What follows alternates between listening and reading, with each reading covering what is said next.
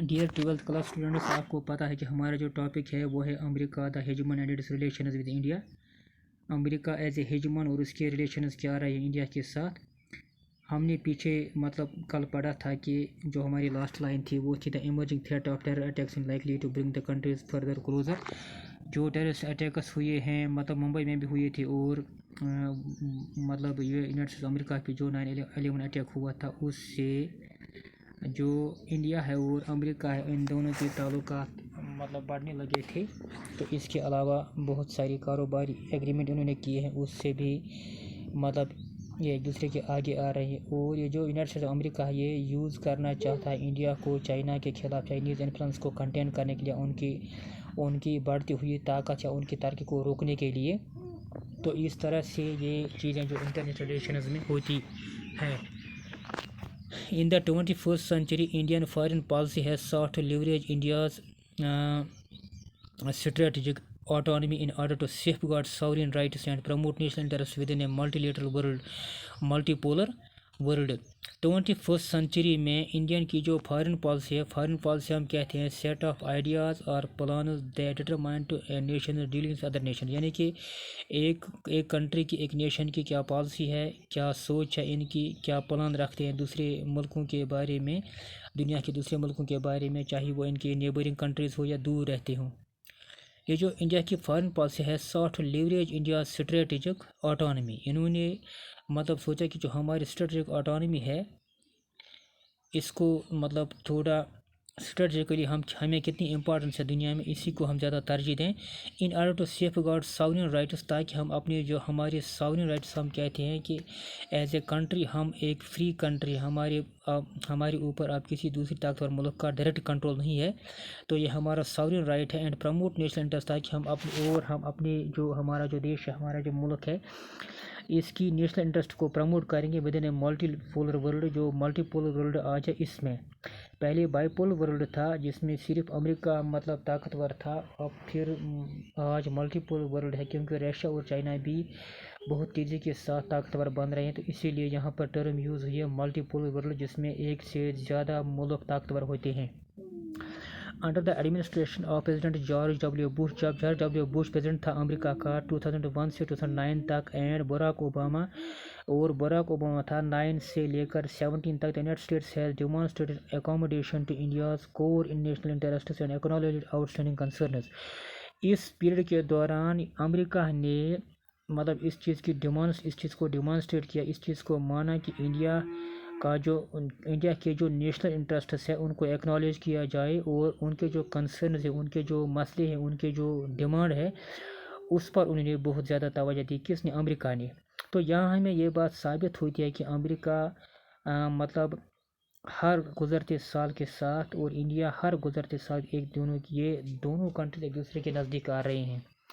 Increase in bilateral trade and investment cooperation on global security matters, دن بہ دن ان کے جو bilateral trade agreements and investment, bilateral ہم کہتے ہیں ٹریڈ انویسٹمنٹ، جب دو ملک آپس میں کوئی تجارتی معاہدہ کریں یا کسی سیکٹر میں پیسہ خرچ کرنے کے لیے دونوں یونائٹ ہو جائیں، یا ہم کہیں گے کہ ایک دوسرے کے ساتھ اتفاق کرتے ہیں۔ Cooperation on global security matters, یہ جو دنیا میں خطرات کے جو معاملے ہیں، مسائل ہیں، ان پر یہ دونوں ایک دوسرے کو کوآپریٹ کرتے ہیں، خاص کر ٹیررزم کے خلاف۔ Inclusion of India in decision making on matters of global governance, اور انڈیا کو ڈیسیجن میکنگ میں شامل کرنا یونائٹڈ نیشن سیکورٹی کونسل میں، جس کو سلامتی کونسل کہتے ہیں، وہاں پر یو ایس اے نے انڈیا کو سپورٹ کیا تھا۔ Upgraded representation in trade and investment forums, اور انڈیا کو زیادہ سے زیادہ ریپرزنٹیشن ان کی بڑھائی گئی ہے ٹریڈ اور انویسٹمنٹ فورمز میں۔ فورم ہم کہتے ہیں آرگنائزیشن کو، کسی گروپ کو جو تجارت کے لیے بنایا گیا ہو انٹرنیشنل لیول پر۔ ورلڈ بینک جس میں آتا ہے، انٹرنیشنل مانیٹری فنڈ آتا ہے، اور ایپیک آتا ہے۔ Admission into multi lateral export control regimes, اور انڈیا کو ایڈمٹ کرنا، اس کو بھی شامل کرنا multi lateral export control regimes میں، جس میں MTCR آتا ہے، وسنار آتا ہے، ارینجمنٹ آسٹریلیا گروپ آتا ہے، and support for admission in the nuclear suppliers group. اور انڈیا کو سپورٹ کرنا کس میں شامل کرنے کے لیے؟ نیوکلیئر سپلائرز گروپ میں، and joint manufacturing through technology and sharing arrangements, اور انڈیا کو اس میں بھی شامل کرنا، یہ جوائنٹلی مینوفیکچر کریں، بنائے ٹیکنالوجی کو اور اس کو شیئر کریں گے، have become key milestones and a measure of speed and advancement on the path to closer U S Indo relations. یہ ایک مائل سٹون بن گیا ہے، ایک مطلب خاص ایک مطلب یہ مثال بن گئی ہے، ایک ستون بن گیا ہے یہ سپیڈ اور ایڈوانسمنٹ کو بڑھانے کے لیے، جس کی وجہ سے یہ دونوں کنٹریز جو ہے ایک دوسرے کے نزدیک آتے ہیں یا ان کے تعلقات دن بدن اچھے ہوتے جا رہے ہیں. In 2016, India and the United States signed the Logistics Exchange Memorandum of Agreement. 16 میں انڈیا اور امریکہ نے ایک مطلب لاجسٹکس ایکسچینج میمورنڈم ایگریمنٹ کیا تھا، اس پر سائن کیا تھا. And India was declared a major defence partner of the United States. اور یہ اعلان کیا گیا تھا کہ یہ جو انڈیا ہے یہ مطلب امریکہ کا میجر ڈیفینس پارٹنر ہے. ڈیفینس پارٹنر ہم کہتے ہیں جب ایک ملک کسی دوسرے ملک کے ساتھ جنگ کرے تو اس کو دوسرا ملک سپورٹ کر سکتا ہے، ڈیفینس کر سکتا ہے. In 2020, India provided this agreement for terminating an export embargo on a medical drug known as hydroxychloroquine amidst the combat against the ongoing coronavirus pandemic, after Trump threatened retaliation against India if it did not comply with terminating the export embargo on hydroxychloroquine.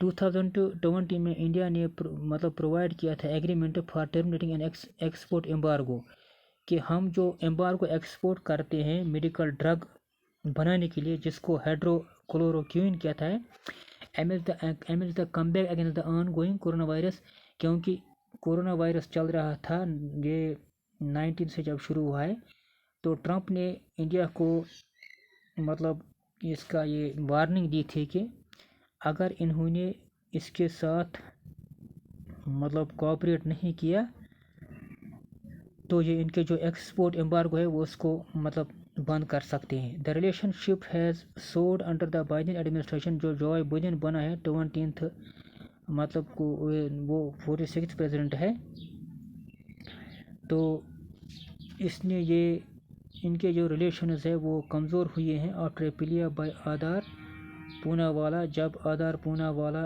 CEO of Serum Institute of India جو تھا to lift the embargo on export of raw materials, کیونکہ اس نے کہا تھا ہم embargo جو export ہے اس کو لفٹ کریں گے، اس کے را مٹیریل کو need to ramp up production of کووڈ-19 ویکسین واز ریجیکٹڈ، کیونکہ اس جو کووڈ-19 کے لیے اس کا جو ایمبارگو کی جو ضرورت تھی اس کو بنانے میں انہوں نے ریجیکٹ کیا تھا اس کو. According to Gallup's annual world affairs survey, ایک جو گیلوپ ہے اس نے اینول ورلڈ سروے مطلب کیا تھا، India is perceived by Americans as their 6th favourite nation in the world. تو جو امریکہ کے لوگ ہیں یہ ایز اے 15th نیشن اس کو مطلب پسند کرتے ہیں امریکہ کے لوگ، 5ویں نمبر پر یہ ان کا فیوریٹ نیشن ہے 5ویں نمبر پر. With 71% of America's viewed Indian favourably in 2015، 71% جو امریکنز ہیں وہ انڈیا کو فیوریبلی دیکھتے ہیں. گیلوپ polls found that 74% of Americans viewed India favorably in 2017, 72% in 19 and 12% in 22.